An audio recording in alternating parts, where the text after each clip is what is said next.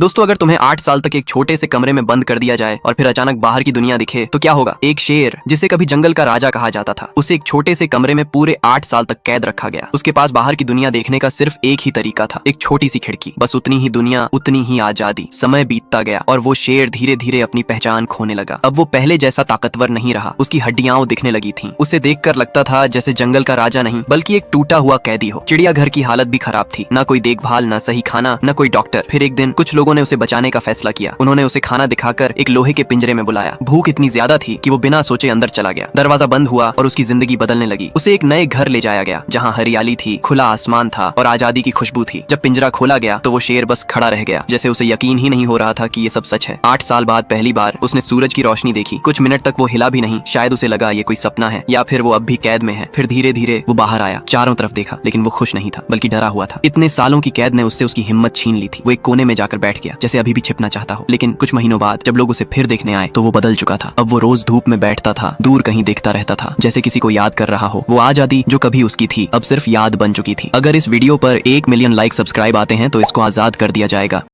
Subscribe कर लो guys.